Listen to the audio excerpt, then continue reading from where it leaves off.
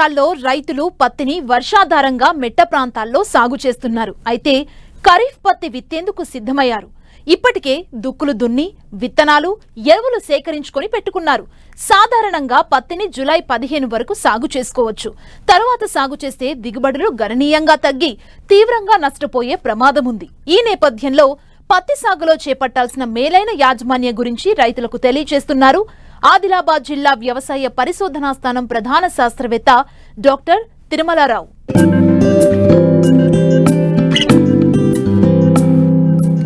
ప్రపంచంలో పత్తిని పండించే దేశాలలో భారతదేశం అగ్రస్థానంలో ఉంది. ఉత్పత్తి ఎగుమతులలో 2వ స్థానాన్ని ఆక్రమించింది.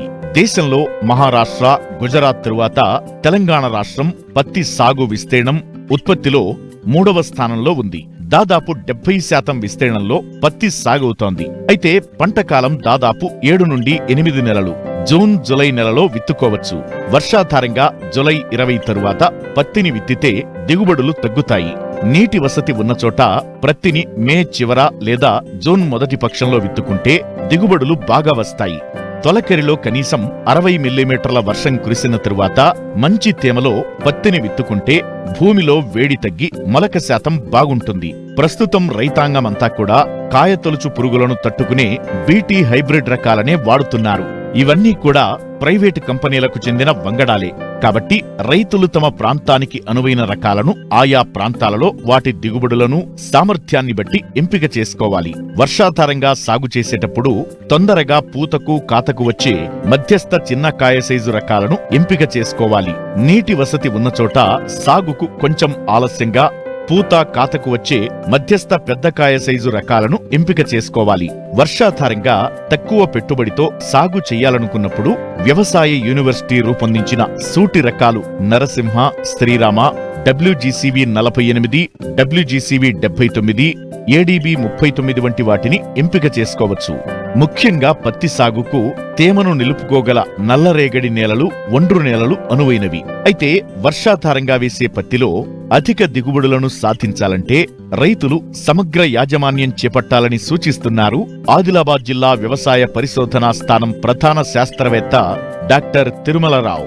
పత్తి ప్రధానంగా పండించే రాష్ట్రాలలో గుజరాత్, మహారాష్ట్ర తర్వాత తెలంగాణ ప్రధానమైన రాష్ట్రం. మన రాష్ట్రంలో తెలంగాణలో దాదాపు 60 లక్షల ఎకరాల్లో పత్తి పంటను రైతులు సాగు చేస్తున్నారు. ముఖ్యంగా పత్తి పంటలో సాగు చేసినప్పుడు మనం మేలుకులు కనుక మనం జాగ్రత్తగా పండించినట్లయితే రైతులు అధిక దిగుబడులు పాటించవచ్చు. మొదటగా పత్తి పండించేటువంటి సమయం కనుక చూసినట్లయితే మనం తొలకరి జల్లు పడగానే పత్తి పంటను వేసుకోవాలి. అది జూన్ 15 నుండి మొదలుకొని జూలై 15 వరకు మనం పత్తి పంటను వేసుకోవచ్చు. జూలై 15 తర్వాత ఎట్టి పరిస్థితుల్లో పత్తి పంటను వేసుకోకూడదు. ఈ పత్తి పంట వేసుకునేటప్పుడు మనకేంటంటే సరాసరి వర్షపాతం మనము 60 మిల్లీమీటర్ల కంటే ఎక్కువ వర్షపాతం పడినప్పుడు నేలలో తేమ ఉన్నప్పుడు మాత్రమే ఈ పత్తి పంటను మనం వేసుకోవాల్సి ఉంటుంది. ముఖ్యంగా పత్తి పంటను నల్లరేగడి భూముల్లో మరియు మధ్యస్థ భూముల్లో మనం వేసుకోవాలి. వర్షాధారంగా తేలిక నేలలో పత్తి పంటను వేసుకోకూడదు. మనం చూసినట్లయితే పత్తి పంట మనకు వరుసకు మధ్య 3 ఫీట్లు మరియు మొక్క మధ్య ఫీటు లేదా ఫీటున్నర మన యొక్క నేల స్వభావాన్ని బట్టి మనం వేసుకోవాల్సి ఉంటుంది. అదేవిధంగా మనం విత్తనాలు వేసే ముందు ముఖ్యంగా ఏంటంటే ఈ యొక్క ఎండు తెగులు సమస్య అనేది పత్తి పంటలో చాలా ఎక్కువ కనిపించడం జరుగుతుంది. దీన్ని నివారించడానికి మన కీటకనాశన మందుతో కలిపి వస్తాయి. కాబట్టి తెగులు మందు దానికి ఏంటంటే 10 గ్రాముల ట్రైకోడర్మా విరిడే 1 కేజీ విత్తనాన్ని కలుపుకొని విత్తన శుద్ధి చేసినట్లయితే పత్తి పంటలో ఎండు తెగులు రాకుండా నివారించవచ్చు. పత్తి పంటలో చూసినట్లయితే మన ఎరువుల యాజమాన్యం అనేది చాలా ముఖ్యమైనది. ముఖ్యంగా అడుగు మందుగా ఒక DAP బస్తా 50 కిలోల DAP లేదా సింగిల్ సూపర్ ఫాస్ఫేట్ 150 కిలోలు వేసుకోవాల్సి ఉంటుంది. ఇది పత్తి వేయక ముందు గానీ వేసిన 15 రోజుల లోపల గానీ ఈ అడుగు మందు అనేది వేసుకోవాలి. పైపాటుగా ఎట్టి పరిస్థితుల్లో కాంప్లెక్స్ ఎరువులను వాడకూడదు. పత్తి పంట వేసిన తర్వాత మనం పైపాటుగా యూరియా మరియు పొటాష్ ఎరువులను వేసుకోవాలి. ఇది పత్తి పంట వేసిన తర్వాత 20 రోజులకు, 40 రోజులకు మరియు 60 రోజులకు, 80 రోజులకు పైపాటుగా ఎరువులు వేసుకోవాల్సి ఉంటుంది. వేసిన ప్రతిసారి 25 కిలోల యూరియా, 10 కేజీల పొటాష్ వేసుకోవాలి. ఇది మొక్క యొక్క మొదల దగ్గర 10 సెంటీమీటర్ల డిస్టెన్స్ లో మట్టిని తీసి భూమిలో వేసి మట్టిని కప్పివేయాలి. ఈ విధంగా మనం 4 దఫాలుగా వేసుకున్నట్లయితే మొక్కకు కావాల్సిన పోషకాలను మనం సమర్థవంతంగా అందించవచ్చు. అది కాకుండా మనం చూసినట్లయితే మనకేంటంటే ఇక్కడ ముఖ్యంగా ఎక్కడైతే నల్లరేగడి భూముల్లో పత్తి పంట మనం వేస్తున్నామో అక్కడ అధిక వర్షాల వల్ల నీరు అనేది ఆగిపోయి మనం చాలా వరకు మొక్కలు మురిగిపోవడం జరుగుతూ ఉంటుంది. ఎక్కడైతే అధిక వర్షపాతం ఉందో అక్కడ రైతు సోదరులు గమనించాల్సిన విషయం ఏంటంటే, మనం బోదెలు చేసుకుని ఆ బోదెల పైన మనం పత్తిని వెతుకున్నట్లయితే ఈ యొక్క పత్తి పంట అనేది మునిగిపోకుండా ఉంటుంది. మనం పత్తిలో కనుక కలుపు మందులు చూసినట్లయితే మనం పిఈ ఎమర్జెన్సీ హెర్బిసైడ్ అంటే మనం పంట వేసిన వెంటనే గడ్డి మొలక ముందు పిచికారీ చేసుకోవడానికి పెండిమిథైల్ అయినటువంటి రసాయనాన్ని మనం పిచికారీ చేసుకోవాల్సి ఉంటుంది. ఒక ఎకరానికి ఇది 1.2 లీటర్స్ అవసరం అవుతుంది. అది కాకుండా పత్తి పంట వేసిన తర్వాత పోస్ట్ ఎమర్జెన్సీ హెర్బిసైడ్ అంటే పత్తి మొక్కలలో మనం పిచికారీ చేసుకోవడానికి మనకు గడ్డి జాతి కలుపు ఉన్నట్లయితే టర్గా సూపర్ 400 మిల్లీలీటర్లు ఒక ఎకరానికి, లేదా ప్రొపాక్విజోపాప్ ఇది 250 మిల్లీలీటర్లు ఒక ఎకరానికి పిచికారీ చేసుకోవచ్చు. ఒక వెల్పాక్ ఆకులు ఉన్నట్లయితే పైరిథయోబ్యాక్ సోడియం థీమ్ కానీ డ్రైఫ్ కానీ అనే నేమ్లో మనకు మార్కెట్లో అందుబాటులో ఉంటుంది. ఇది 250 ml మనం పిచికారీ చేసుకోవాలి. ఒకవేళ 2 రకాల కలుపు మొక్కలు ఉన్నట్లయితే ఈ టర్గా సూపర్ ప్లస్ పైరిథయోబ్యాక్ సోడియం లేదా ప్రొపాక్విజోపాప్ ప్లస్ పైరిథయోబ్యాక్ సోడియంను పిచికారీ చేసుకోవాల్సి ఉంటుంది.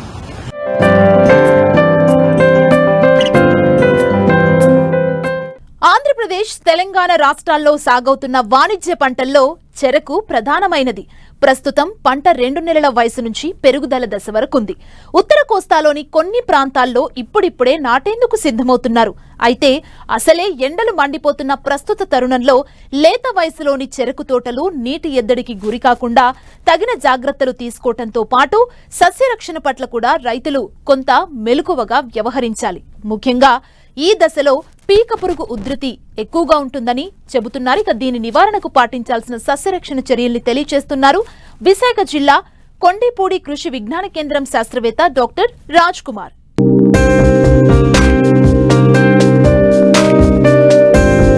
ఉభయ రాష్ట్రాల్లోనూ అధిక విస్తీర్ణంలో సాగవుతున్న వాణిజ్య పంట చెరకు. ఇది దీర్ఘకాలిక పంట. దాదాపు 9 నెలల నుండి 12 నెలల వరకు పొలంలోనే ఉంటుంది. ముఖ్యంగా కోస్తా జిల్లాల్లో వర్షాధారంగా సాగు చేస్తూ ఉంటారు. ఈ రకాల్లో బాల్య దశ అత్యంత కీలకమైనది. వేసవిలో చెరకు పిలకలు వృద్ధి చెందుతాయి కాబట్టి ఈ సమయంలో నీటి ఎద్దడికి గురికాకుండా దగ్గరగా నీటి తొడులను అందించాలి. ఈ కాలంలో చీడపీడలు కూడా తమ ప్రతాపాన్ని చూపెడుతూ ఉంటాయి. వీటిలో ముఖ్యంగా లేత దశలో ఆశించే పీక పురుగు నష్టం ఎక్కువగా ఉంటుంది. రైతులు సకాలంలో దీనిని నివారించకపోతే పెరుగుదల దశలో కాండం తొలుచు పురుగుగా మారి నష్టం మరింత ఎక్కువగా ఉంటుంది. కాబట్టి సకాలంలో గుర్తించి తగిన సస్యరక్షణ చర్యలు పాటించాలంటూ వివరాలు తెలియజేస్తున్నారు విశాఖ జిల్లా కొండెంపూడి కృషి విజ్ఞాన కేంద్రం శాస్త్రవేత్త డాక్టర్ రాజ్ కుమార్. చెరుకు మన రాష్ట్రంలో సాగు చేసేటువంటి ముఖ్యమైనటువంటి వాణిజ్య పంట. ఇది సాధారణంగా మన కోస్తా జిల్లాలైనటువంటి శ్రీకాకుళం నుంచి నెల్లూరు వరకు ఉన్నటువంటి ప్రాంతాల్లో అన్ని జిల్లాల్లో కూడా సాగు చేయడం అనేది జరుగుతూ ఉంది. ప్రధానంగా ఏంటంటే పురుగులు తెగుళ్ళ వల్ల మనకి దిగుబడులు అనేవి చాలా తగ్గడం అనేది జరుగుతూ ఉంది. దాంట్లో ముఖ్యమైనది ఏంటంటే చెరుకులో ఆశించేది పీక పురుగు అంటారు. తర్వాత దాన్ని మనకి ఈఎస్బి కూడా అని చెప్తా ఉంటాం. ఈ పీక పురుగు అనేది ఏంటంటే మొక్క మనం నాటిన దగ్గర నుంచి మనకి కోత అంటే నరికేంత వరకు కూడా పీక పురుగు ఆశించి ఎక్కువ నష్టాన్ని కలుగు చేస్తూ ఉంటుంది. దీంట్లో ముఖ్యమైనటువంటి లక్ష్యం ఏంటంటే మనకి పైన ఉన్నటువంటి మొవ్వు ఆకు అంతా కూడా ఎండిపోయి మనం మొవ్వుని పీకగానే ఈజీగా మనకి బయటికి ఊటరాటం జరుగుతుంది. దానివల్ల ఏంటంటే మెయిన్గా ఉన్నటువంటి ప్రధానమైనటువంటి కాండం చనిపోవడం వల్ల మనకి పక్క నుంచి పిలకలు అనేవి ఎక్కువగా రావడం అనేది జరుగుతుంది. ఆ పిలకలన్నీ కూడా మనకి బలంగా లేకుండా చాలా బలహీనంగా ఉండటం వల్ల మనకి ఈ తర్వాత మనకి దిగుబడిలో కూడా చాలా వ్యత్యాసం అనేది రావటం జరుగుతుంది.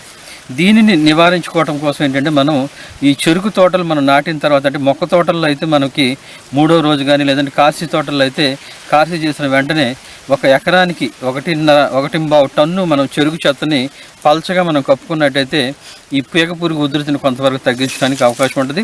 తర్వాత ముఖ్యంగా ఈ పురుగు ఉధృతి ఎక్కువగా ఉన్నప్పుడు ఈ మొక్క తోటల్లో మనం ఏంటంటే వేసే ముందే ఈ కార్బోఫెరాన్ 3G గ్రాన్యూల్స్ అనేవి 16 కేజీల వరకు ఒక ఎకరానికి వేసుకోవచ్చు.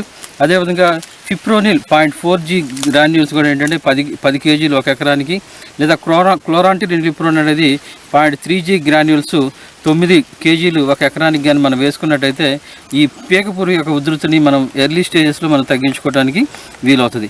ఒకవేళ పీక పురుగు ఉధృతి బాగా ఎక్కువగా ఉన్నప్పుడు ఏంటంటే మనం మోనోక్రోటోపాస్ అనేది మనకి 1.6 మిల్లీలీటర్లు, లేదంటే క్లోరిపైరిపాస్ అనేది 2.5 మిల్లీలీటర్లు 1 లీటర్ నీటికి కలిపి మనం పిచికారీ చేసుకోవచ్చు.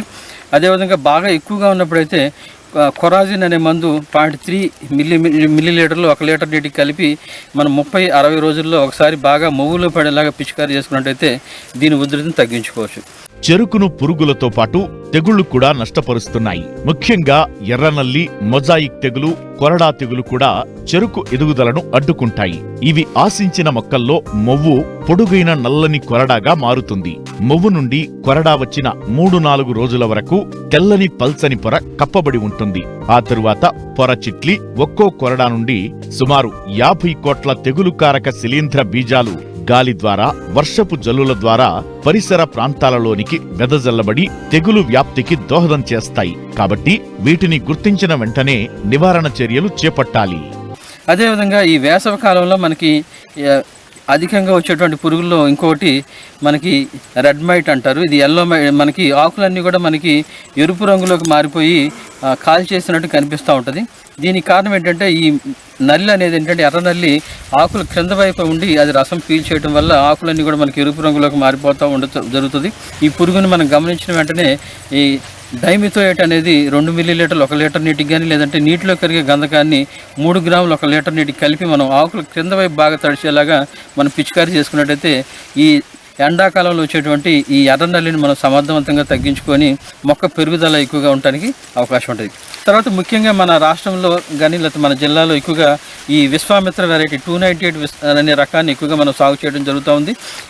ఈ రకం ఏంటంటే మనకి అన్ని రకాల పరిస్థితుల్లో కూడా మనం తట్టుకొని మంచి దిగుబడి, అదేవిధంగా మంచి బెల్లాన్ని కూడా ఇచ్చేటువంటి రకం. కానీ దీంట్లో ముఖ్యమైనటువంటి బ్యాడ్ హ్యాబిట్ ఏంటంటే మనకి ఇది కొరడా తెగులు తట్టుకోలేని పరిస్థితిలో ఉంది. కాబట్టి కొరడా తెగులుకి ఏంటంటే మనం ఇది సాధారణంగా మనకి మొక్క తోటలు, కార్సీ తోటలు రెండిట్లో కూడా రావడం జరుగుతూ ఉంటుంది. కార్సీ తోటల్లో అయితే మనం కార్సీ తోట అంటే మొక్క తోట నరికిన వెంటనే మనం ఒకసారి, తర్వాత ఏంటంటే 30 రోజులకు ఇంకోసారి 2 సార్లు మనం ప్రొపికొనజోల్ అనే మందుని 1 మిల్లీలీటర్ 1 లీటర్ నీటికి కానీ కలిపి మనం పిచికారీ చేసినట్టయితే ఈ తెగులకు తగ్గించుకోవచ్చు. అదేవిధంగా మొక్క తోటలు నాటుకునే రైతులైతే ఈ ముచ్చలు, 3 కళ్ళ ముచ్చల్ని ఒక అరగంట సేపు ప్రొపికొనజోల్ అనే మందు ద్రావణంలో ఒక అరగంట సేపు కానీ మనం నానబెట్టి వాటిని వేసుకోవడం ద్వారా ఈ తెగులు మనం తగ్గించుకోవచ్చు. తర్వాత తోటలో కానీ అక్కడక్కడ కనిపించినప్పుడు ఏంటంటే ఈ కొరడాలను మనం కొడవలతో కోసి వాటిని దూరంగా మనం పడవేసి తర్వాత ప్రొపికొనజోల్ అనే మందు 1 మిల్లీలీటర్ 1 లీటర్ నీటికి కానీ కలిపి మనం 2-3 సార్లు కానీ పిచికారీ చేసినట్టయితే మనకు మొక్క తోటలు కానీ లేకపోతే కాశీ తోటల్లో ఈ కొరడా తెగులు యొక్క ఉధృతిని మనం బాగా తగ్గించుకోవడానికి వీలవుతుంది.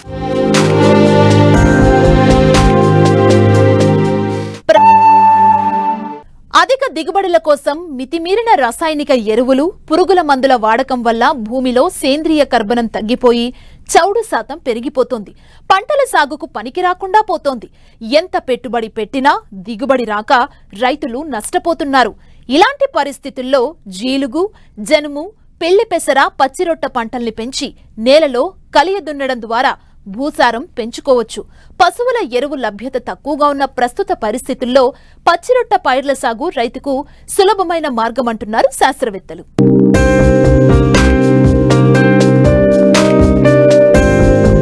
వ్యవసాయంలో రైతులు పూర్తిగా రసాయనిక ఎరువులపైనే ఆధారపడటం వల్ల సాగులో అనేక సమస్యలు ఎదుర్కోవాల్సి వస్తోంది.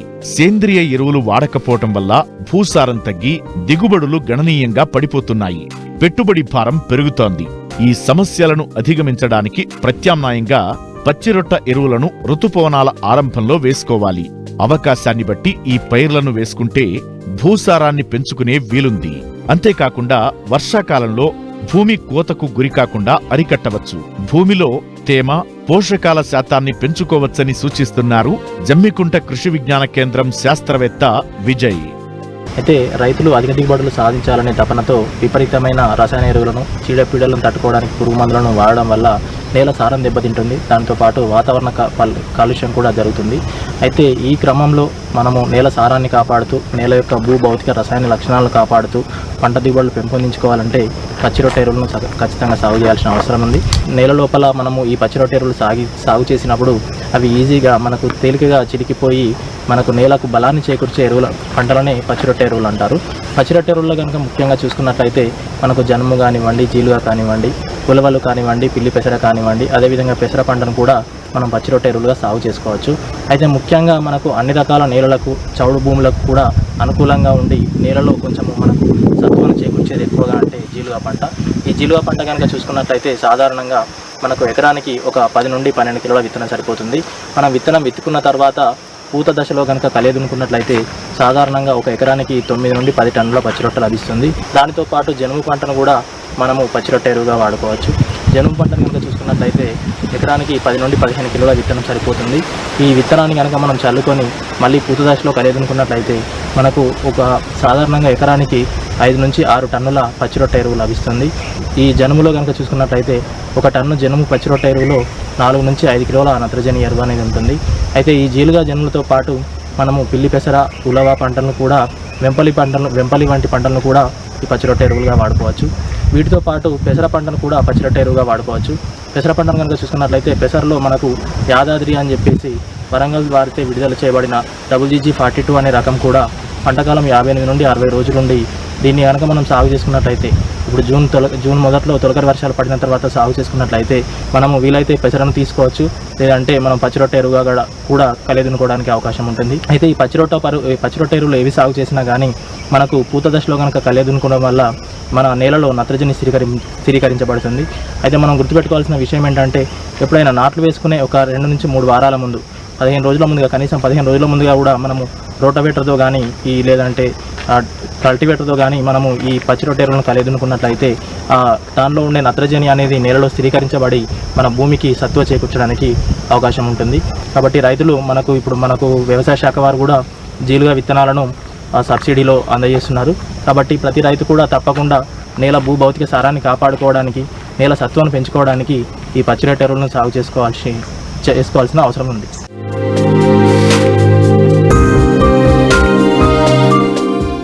దినదినాభివృద్ధి చెందుతున్న ఆక్వా రంగంలో సమస్యలు కూడా అంతే వేగంగా పెరిగిపోతున్నాయి. ముఖ్యంగా రొయ్యల కల్చర్లో వివిధ బ్యాక్టీరియా, వైరస్ వ్యాధుల దాడి కల్చర్ని అతలాకుతలం చేస్తోంది.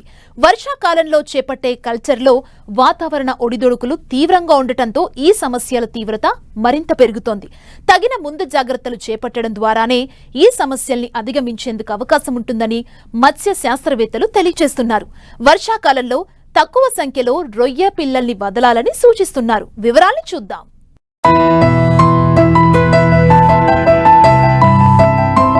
దేశంలో రొయ్య కల్చర్కు పేరెన్నికగన్న రాష్ట్రంగా ఆంధ్రప్రదేశ్ తన ప్రత్యేకతను చాటుతోంది. దేశంలోని రొయ్య ఉత్పత్తిలో ఏపీ వాటా 50% పైగా ఉండటం విశేషం.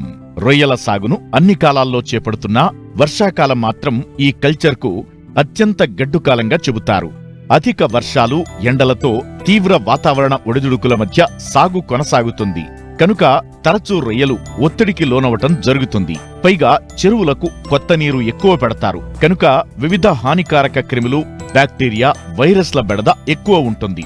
అందువల్ల వర్షాకాలంలో కల్చర్ను సాధ్యమైనంత తగ్గించుకుని చెరువులో తక్కువ సాంద్రతలో పిల్ల వదలాలని సూచిస్తున్నారు పశ్చిమ గోదావరి జిల్లా ఉండి మత్స్య పరిశోధనా స్థానం శాస్త్రవేత్త డాక్టర్ ఎం వీరభద్రరావు. వర్షాకాలంలో అంటే మనకు వర్షాలు పడుతుంటాయి, మబ్బులు వస్తూ ఉంటాయి, అలాగే మళ్ళీ ఎండలు కాస్తూ ఉంటాయి. అంటే ఇట్లాంటప్పుడు ఏంటంటే వాటర్లో pHలు కావచ్చు, ఉష్ణోగ్రతలు కావచ్చు, ఆక్సిజన్ లెవెల్స్ హెచ్చు తగ్గులు అనేది ఉంటుంది. కాబట్టి దాని తగ్గట్టు రైతు అనేది జాగ్రత్త పడుతూ ఉండాలి. వర్షాకాలంలో సాధారణంగా వేసుకునే డెన్సిటీస్ అంటే ఎండాకాలంలో వేసుకునే డెన్సిటీ కంటే సాధారణంగా మనం 50% కానీ 60% వేసుకుంటే మంచిది. అంటే మనకు ఎండాకాలంలో సాధారణంగా ఏంటంటే ఎకరాకు దాదాపు 1.5 లక్షల నుంచి 2 లక్షల వరకు వేస్తున్నారు. దాన్ని అదే వర్షాకాలంలో మీకు దాదాపు 75,000కు కుదించుకుంటే మంచి ఫలితాలు ఉంటాయి. దాంతోపాటు ఏంటంటే మనకు ఈ వర్షాకాలంలో ఎక్కువ డిసీజ్ అవుట్ బ్రేక్ రావడానికి అవకాశం ఉంది. ప్రస్తుతానికి మనకు వెస్ట్ గోదావరి కావచ్చు, నెల్లూరు కావచ్చు, కృష్ణా, తర్వాత ఈస్ట్ గోదావరిలో చూసుకున్నట్టయితే ఎక్కువ వ్యాధులు అనేవి ఉంటాయి. వేసిన 25 రోజులకు కానీ 30 రోజులకే ఈ వ్యాధుల బారిన అంటే ఏదో రకమైన వ్యాధి అంటే వైట్ స్పాట్ కావచ్చు, లేదంటేనేమో EHP కావచ్చు, లేదంటేనేమో వైట్ గట్టు, వైట్ ఫీకలు, ఇట్లాంటి సమస్యలతో రైతులు నష్టాల బారిన పడుతున్నారు. కాబట్టి ఎప్పుడైతే మనం డెన్సిటీస్ తక్కువ వేసుకున్నట్లయితే ఈ రొయ్యలు ఒత్తిడి గురి కాకుండా ఫ్రీగా మౌల్ట్ అవుతాయి. సాధారణంగా వనామీ రొయ్యల్లో తెల్లమచ్చ వైరస్ రైతుకు ప్రధాన సమస్యగా ఉంది. రొయ్య పిల్లల్లో నాణ్యత లోపించినప్పుడు పంట తొలి దశలోనే ఈ వైరస్ బారిన పడే అవకాశముంటుంది. అలాగే పక్క చెరువుల నుండి లేదా కాలువల నుండి కొత్త నీరు పెట్టినప్పుడు వైరస్ సోకే ప్రమాదముంటుంది. ఇలాంటి సందర్భాల్లో చాలా మంది రైతులు యాజమాన్యం సక్రమంగా చేపట్టినప్పటికీ వైరస్ ను అధిగమించలేని సందర్భాలు చోటు చేసుకుంటున్నాయి. వైరస్ కు నివారణ లేదు కనుక నిరోధించడం ఒక్కటే మార్గమంటున్నారు శాస్త్రవేత్తలు. అలాగే వర్షాకాలంలో వైట్ గట్, ఈహెచ్పి వంటి వ్యాధుల నివారణకు మేలైన యాజమాన్యం పాటించాలి. అలాగే ఈహెచ్పి అనేది కూడా మనకు ఒక రకమైన మైక్రోస్పోడియం ద్వారా వస్తుంది. ఇది దీనివల్ల ఏంటంటే మనకు రొయ్యలు అనేది మేత తీసుకుంటాయి, కాకపోతే అన్ఈవెన్ గ్రోత్ వస్తుంది. కొన్ని రొయ్యలు పెద్దగా పెరుగుతాయి, కొన్ని చిన్నగా పెరుగుతాయి. బట్ మొత్తానికి అయితే ఇది చనిపోకుండా రైతును ఏడిపిస్తుంది అనమాట ఈహెచ్పి జబ్బు అనేది. అదేవిధంగా వచ్చేసి మనకు వైట్ ఫీకల్ కావచ్చు, వైట్ గట్ కావచ్చు. ఈ వైట్ ఫీకల్, వైట్ గట్ అనేది కంప్లీట్గా ఏంటంటే సాధారణంగా మనం 90% చెప్పుకోవాలంటే ఇది రైతు యొక్క చేతిలోనే ఉంటుంది ఈ సమస్యను అధిగమించడానికి. ప్రోటోజోన్ కావచ్చు, ఫంగల్ కావచ్చు, మిగతా బ్యాక్టీరియల్ అన్నట్టు మిక్స్డ్ ఒక వ్యాధికారక జీవుల వలన ఈ వైట్ గట్టు, వైట్ ఫీకల్ అనేది వస్తుంది. చెరువులు ఎండబెట్టకుండా అదే చెరువులో కంటిన్యూస్గా చేయడం వలన ప్లస్ రిసోర్స్ వాటర్లో ఎక్కువగా ఈ వ్యాధికారక జీవులు ఉన్నట్టు రిసోర్స్ వాటర్ మనం పంపింగ్ చేసుకోవడం వలన ఈ వ్యాధి వస్తుంది. రొయ్యల చెరువును దాదాపు 45 రోజుల నుంచి 2 నెలల వరకు బాగా పగులో వచ్చే వరకు ఎండబెట్టేసి కింద ఉన్నట్టు చెరువు అడుగులో ఉన్నటువంటి వ్యర్థ పదార్థాన్ని నీట్గా బయటకు తీసివేసేసి అప్పుడు పంపింగ్ చేసుకొని వాటర్ని క్వారంటైన్ చేసి, అంటే బ్లీచింగ్తో కానీ లేదంటే బీకేస్తో కానీ క్వారంటైన్ చేసి అప్పుడు రొయ్య పిల్లలు వదులుకున్న వాళ్ళకి దాదాపు 90 నుంచి 100 రోజుల వరకు ఎట్లాంటి సమస్య ఉండటం లేదు. దాదాపు 40 కౌంట్ వరకు రొయ్య ఎదుగుతుంది. అందువల్ల ఆ రైతుకి ఎట్లాంటి సమస్య ఉండదు. వర్షాకాలంలో కానీ మనకేం చేయాలంటే ప్రోబయోటిక్స్ అందుబాటులో ఉండండి. ఉపయోగకరమైన బ్యాక్టీరియా అయినటువంటి బ్యాసిలస్ కావచ్చు, రోడోబ్యాక్టీరియా, రోడోకోకస్, ఈ బ్యాక్టీరియాలను మనకు ఎవ్రీ వీక్ కానీ ఎవ్రీ 10 డేస్కి ఒకసారి మైక్రోబయాలజీ చేయించుకొని విబ్రియో కంటెంట్స్ కావచ్చు ఇవి చెక్ చేయించుకొని వాటిని మనం ఇన్పుట్ కింద చెరువులో అప్లికేషన్ ఇవ్వాలండి. దాంతోపాటు ఈ వర్షాకాలం ముఖ్యంగా విటమిన్ సితో పాటు సాల్ట్ అప్లికేషన్ మరియు పొటాష్ అప్లికేషన్ చాలా మంచిది. ఈ పొటాష్ అప్లికేషన్ ఇస్తుందంటే మనకు ఈ మినరల్స్ లోపల అధిగమించడానికి అవకాశం ఉంటుంది. రెండోది వచ్చేసి విటమిన్ సి. ఈ విటమిన్ సి వలన మనకు గట్ pH తగ్గి ప్యాథోజెనిక్ బ్యాక్టీరియా అనేది రాకుండా ఉంటుంది. తర్వాత ఎక్స్ట్రా ఏరేషన్, మామూలుగా ఇచ్చే ఏరేషన్ కంటే కూడా ఎక్స్ట్రా ఏరేషన్ అనేది ఇచ్చుకోవాలి. దాంతోపాటు మినరల్ అప్లికేషన్ కూడా చాలా ఇంపార్టెంట్. ఈ వర్షాకాలంలో మినరల్ అప్లికేషన్ కూడా ఇచ్చుకోవడం వలన కొంచెం మనకు ఈ వ్యాధుల బారిన పడకుండా సక్సెస్ఫుల్గా చేసుకోవడానికి అవకాశం ఉంటుంది.